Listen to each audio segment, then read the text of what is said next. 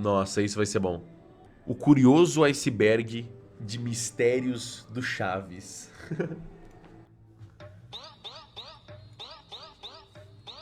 Vamos ver isso. É impossível não reconhecer essa música que está no fundo, já que se trata do seriado do Chaves, um dos programas mais conhecidos pelo seu humor simples e ao mesmo tempo inocente, que rondava a TV brasileira durante anos. E até o dia de hoje continua sendo um sucesso, sem perder a graça. Ok. Criado por Roberto Bolanhos, ou mais conhecido como Chespirito, em 1971, a popularidade desse programa era tanto, ficando anos no ar, incluindo até mesmo um desenho animado sobre o mesmo. Então, Pô, eu... Talvez é porque... ó, com certeza deve ser isso, né? Mas eu não fechava com esse desenho do Chaves. Eu não fechava com o desenho do Chaves, mano. Eu tentei assistir, não é a mesma parada, não é a mesma brisa, mano. Não fechava com o desenho do Chaves. Fechava só com a série original do Chaves. no ar, incluindo até mesmo um desenho animado sobre o mesmo. Então nesse iceberg eu pretendo falar tanto sobre alguns aspectos da série original como do desenho animado. Eu espero que gostem. Mistérios e teorias de Chaves. Bora lá. Camada 1. Apesar do programa ter sido originado no México, sua popularidade é totalmente notável aqui no Brasil, onde Chespirito é carinhosamente lembrado e onde também há a maior quantidade de conteúdos ou jogos criados por fãs.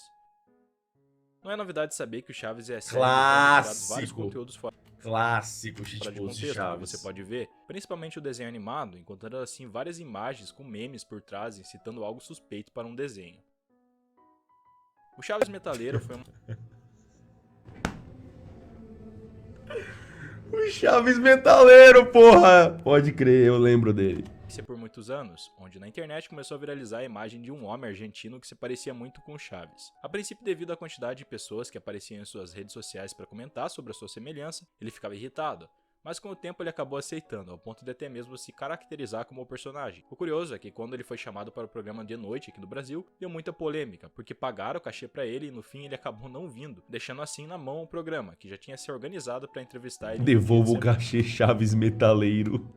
A série, apesar de ser dirigida para um público infantil, às vezes nos deparamos com algumas cenas que, para solucionar os problemas da vida, é considerada um pouco antiética, variando de insultos, apelidos e até mesmo agressão física pela parte dos adultos da série. Mano, mas honestamente, o que você vai entrevistar o Chaves Metaleiro? E aí, como é que é ser parecido com o Chaves? Doideira essa história aí de que você parece o Chaves, né? Legal. Então é isso, obrigado por ter participado aí. Mas lembrando que não dá para levar isso 100% em consideração, já que a série nunca se Você resumiu o The Noite. mais sérios em relação ao bullying, mas não dá para negar que tem essas características que eu citei para vocês. Era um especial de Chaves, ah tá. Durante todo o tempo que a série foi transmitida, foram apresentados inúmeros personagens, todos com algum apelido, mas em algum momento você já se perguntou quais são seus verdadeiros nomes? Então, de acordo com alguns livros escritos por Chespirito, são Espergésia Valdez. Caralho, o quê? Não, a Chiquinha não chama Espergésia. Tem, mano, livro de regra do Chaves. Tem livro do lore. Que seria a Chiquinha, Frederico Corcoeira, que seria o Kiko, e no caso Ok, Kiko, Frederico, faz sentido. do Chaves há algo bem interessante sobre o seu nome, já que em um dos livros do Chespirito diz que, embora todos conheçam o Chaves por esse nome, seu Bolão, qual é o nome do Chaves? Juan. verdadeiro nome sempre foi Rodolfo Pietro. Passei perto, hein? Passei perto. Passei perto. Rodolfo. No entanto, seu verdadeiro nome nunca foi revelado na série de televisão. Isso porque em todos os momentos que perguntavam sobre o seu verdadeiro nome, ele era interrompido por alguém ou por alguma coisa que acontecia na cena.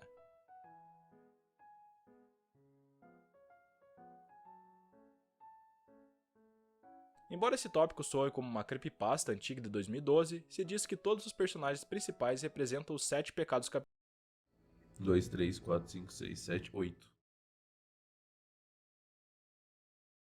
Pera aí.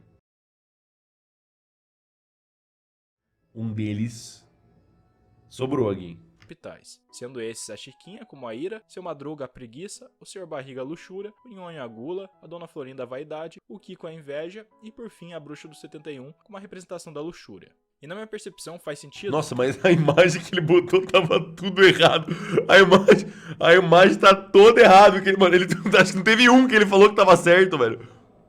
A barriga a luxúria, o Nhonho a gula, a Dona Florinda a vaidade, o Kiko a inveja e por fim a Bruxa do 71 como a representação da luxúria. E na minha percepção faz sentido, mas levando em conta que isso acontece em vários desenhos ou séries, isso não acontece porque Então, é só um traço de personagem, né? Tipo, é só um traço de personagem. Eles têm falhas e é por isso que eles são divertidos de assistir. Porque se eles não tiverem falhas humanas, que são os pecados, eles tentam resumir numa lista nossas maiores falhas como humanos. Todos os personagens interessantes precisam ter falhas pra você ter empatia por eles, senão eles não fazem nada, viram um humano perfeito, que nunca erra. E aí, qual é a graça de assistir uma história com isso? estão relacionados a algo Caralho, Chaves, espera aí, mano. A dona Florinda, calma aí, mano. Yo. Tchau. sombrio, mas sim porque quando uma série tem vários episódios, é meio que normal alguns personagens apresentar algumas semelhanças com os pecados capitais, mas apenas isso, né? Já que cada personagem precisa ter uma personalidade para ficar marcante na série. Em alguns episódios do Chaves, era notável alguns símbolos, que embora tenham sido colocados acidentalmente, os mesmos tinham algum significado obscuro. Provavelmente a grande maioria já conhece, mas podemos falar sobre o símbolo nazi que encontramos no episódio do Chaves, onde eles vão jogar futebol americano, ou até mesmo cartazes relacionados a filmes de satanismo. E também tem um episódio... Ah, mas o Satanás... Mano, o bagulho da suástica é sacanagem, mas o... símbolo nazi que encontramos no episódio do Chaves, onde eles vão jogar futebol americano, ou até mesmo cartazes. Mano, o Satanás não é tanto, porque Satanás é até uma piada dentro do Chaves, né? Então não tem nem... relacionados a filmes de satanismo. E também tem um episódio onde Chiquinho retorna pra série, onde conseguimos ver a Dona Florinda segurando o cardápio do seu restaurante, com a imagem do olho de Horus, relacionada a organizações Illuminatis. E por último... Não, relacionado a Horus, né? A entidade egípcia. Não é... Durante uma apresentação de 1975, um símbolo estranho é mostrado em uma câmera que gravava o Que isso? É o símbolo da Hyundai? Chaves, se tratando de um símbolo dos Humitas, que é uma espécie de alienígena que se encontra infiltrado com os seres humanos.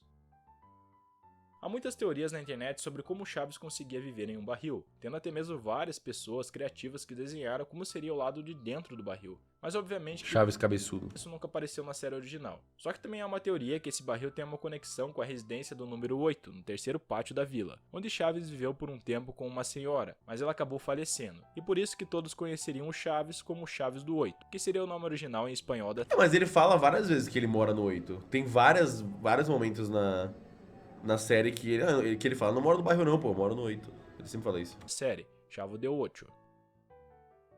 Outra das teorias que existem é que todos os personagens do Chespirito são a mesma pessoa, mas... Não, pera aí. Já perceberam que vocês nunca viram o Chapolin e o Chaves? Não. Não. E o seu barrigo nhonho? Não. em outra linha temporária, sendo esses a mesma pessoa, começando pelo Não tem como ele ser a mesma pessoa. Chaves, que após crescer se tornaria um ladrão chamado Chompiras, que aparece no Chapolin. Depois disso, ele mesmo se arrepende dos seus erros, então se transforma no próprio Chapolin Colorado, e mais tarde se aposentaria se tornando o Chaparrão Bonaparte. E por fim, ao chegar no auge da sua velhice, ele se torna o Dr. Chapatin, para salvar o máximo de vidas para deixar o seu legado. Mas obviamente que é uma teoria, então você decide no que quer acreditar.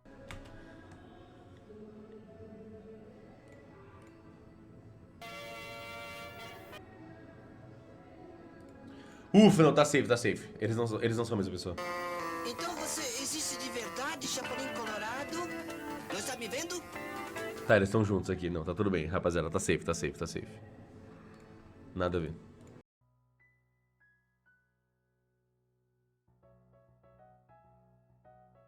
No final dos anos 70, vários atores do elenco começaram a passar por discussões e desentendimento entre eles, começando com a Dona Florinda e o seu Madruga, e terminando com o sentimento de ciúmes do Bolanhos, referente a Carlos Villagrán, já que no México o personagem do Kiko estava se tornando extremamente popular, mais do que o próprio Chaves, se tornando praticamente o protagonista, fazendo... Não. Já vou cortar aqui.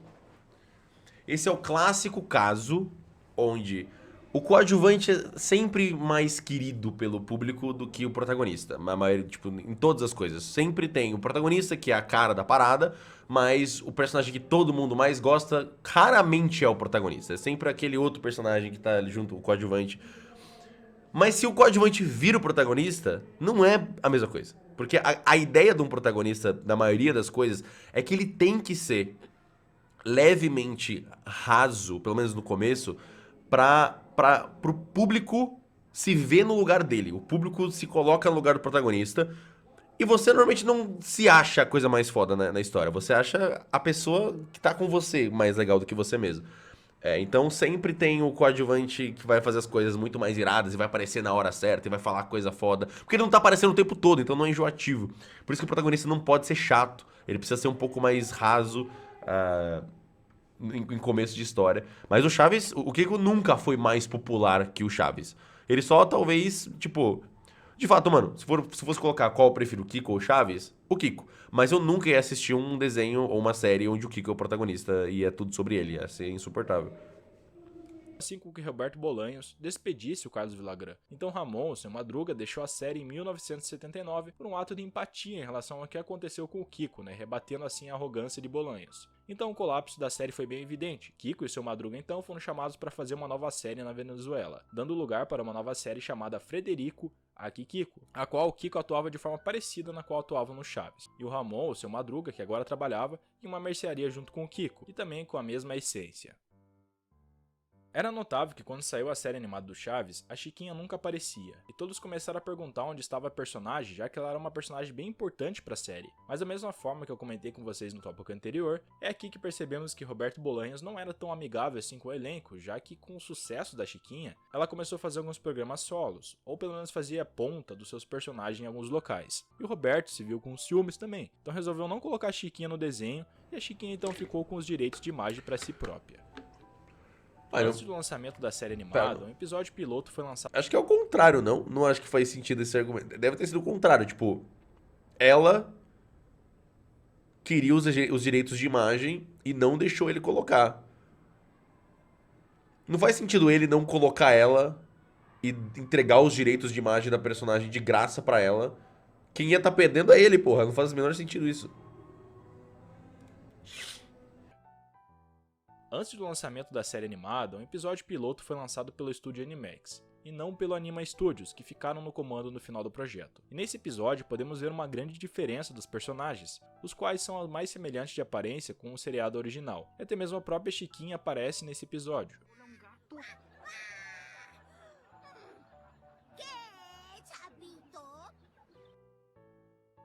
O Diário de Chaves foi um livro escrito por Chespirito, e foi uma tendência no México por vários anos, porque nesse livro a história do Chaves é contado e até mesmo antes da sua chegada à vizinhança, contando a história que ele foi abandonado pelo seu pai, deixando ele então em um orfanato, onde foi maltratado. Com isso ele fez amizade com algumas crianças, mas essas crianças utilizavam algumas substâncias ilegais, até que finalmente ele conseguiu escapar e chegou na vizinhança onde se passa a série. Caralho, mano. Backstory de vilão, que isso?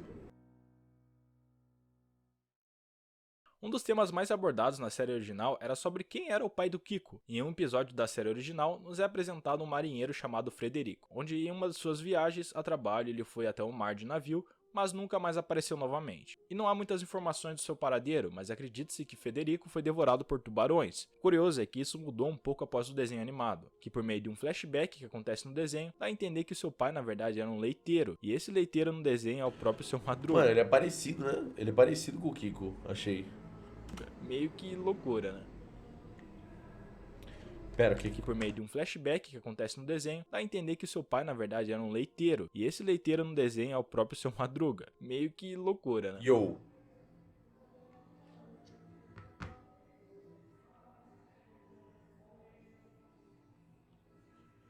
Que tipo de leite você tava trazendo pra Dona Florinda, Seu Madruga? Integral, desnatado? Pera aí, mano. De acordo com Maria Antonieta, um dos episódios onde teve polêmicas foi onde o Seu Madruga casa com a Dona Clotilde, se tornando um episódio censurado, e essa censura ocorreu por parte da Igreja Católica, porque o casamento não ocorreu de forma verdadeira em si, mas sim o Chaves que por meio da sua imaginação se encontrou casando os dois. E o motivo da censura era porque o próprio professor Girafales, que era o padre. Essa cena pode ser encontrada aqui no YouTube, mas deixe nos comentários qual a sua opinião sobre essa censura. Proibido casamento em ficção agora. Não pode mais casar em obras fictícias. Realmente é algo plausível ou apenas algo bobo. Proibido.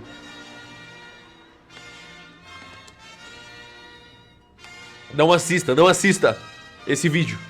A igreja vai te caçar.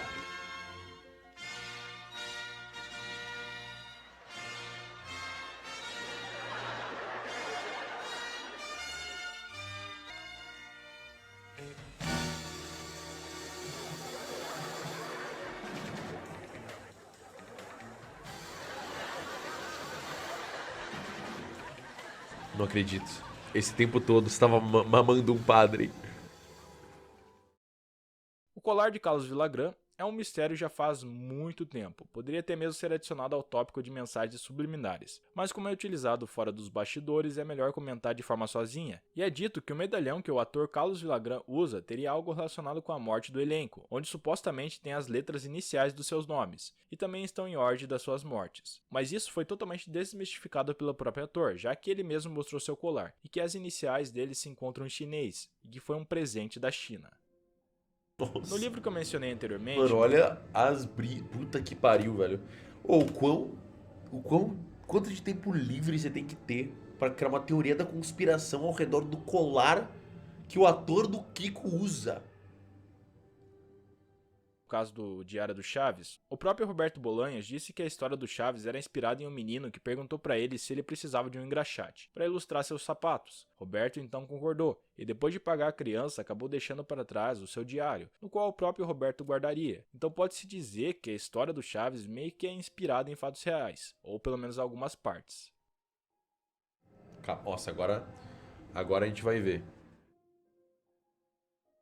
Os atores comentavam que durante a gravação do programa eles se sentiam observados, e que em algumas ocasiões era encontrado um sujeito que se infiltrava e às vezes ficava observando as filmagens. Há uma ênfase que esse sujeito fantasma era obcecado por Maria Antonieta, já que ela era a que mais se sentia incomodada durante as filmagens. Roberto Bolanhos, em uma entrevista, declarou que o personagem do Chaves simplesmente não existia, mas meio que foi interpretado como o fim do personagem, a sua fala. Quê? No pior dos casos, a morte do mesmo. Em um filme chique... Quê?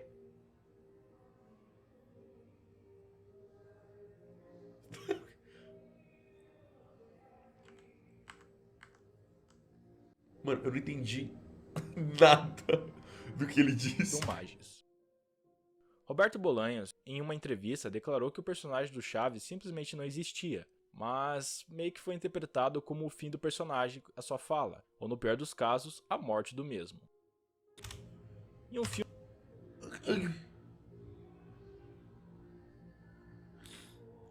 Roteiro gerado por inteligência artificial.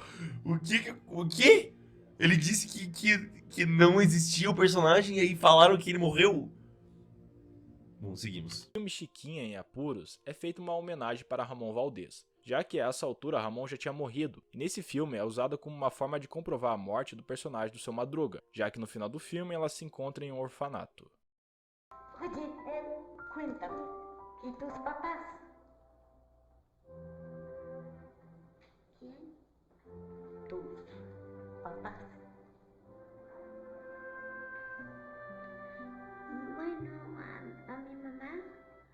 Bueno, a mi mamá no la conocí porque creo que la cigüeña cayó mal o algo así. ¿Y tu papá? Mi papito lindo, mi amor. Él también está en el cielo. Es que papá Dios necesitaba a alguien para que divirtiera a los angelitos allá arriba. Se lo llevó. Lo único malo es que a mí me dejó. Ok. No Diário do Chaves, novamente nos é contado que o Chaves encontrou o carteiro Jaiminho sem vida, depois de fugir de sua casa, e muitos acreditam que por conta disso que o Jaiminho perdeu seu papel no Chaves, já que ele some depois de um tempo, mas isso não é realidade, porque também foi uma justificativa da morte do ator na vida real. A última cena gravada de Ramon Valdez foi para o programa Aqui Kiko, que foi aquele mesmo programa que eu comentei no início, onde Kiko e um outro personagem que apareceu naquele episódio foram até o cemitério. Então Ramon Valdez precisa sair do comércio para ir atrás do Kiko, fazendo assim com que a última cena do episódio fosse o Ramon Valdez entrando no cemitério para nunca mais voltar. Porra. O mais bizarro de tudo isso é que quando Ramon vai até o cemitério, uma cena sombria nos é apresentada com um clima de névoa, e é nessa névoa que Ramon se perde, e essa é a última cena. Não dá para negar que chega a ser até meio que coincidência, que parece até mesmo como se fosse uma previsão do que ia acontecer, ou pelo menos uma despedida, com uma cena onde ele mesmo se encontraria poucos dias depois. Eu inclusive comentei sobre esse caso no iceberg das pessoas que previram suas mortes. Eu vou deixar aqui no card. Cara, o cara pra já você que assistir linkou. o vídeo completo. O cara já linkou pra outro já. Marketing.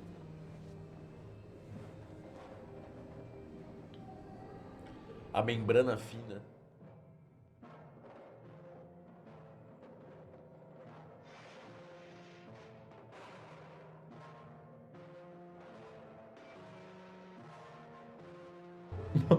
marketing digital num vídeo de iceberg do Chaves. Nossa, essa trilha sonora, mano.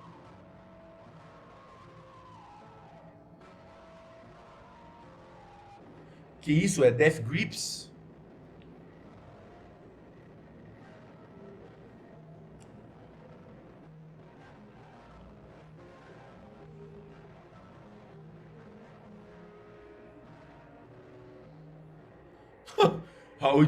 áudio médio do Puppet Combo.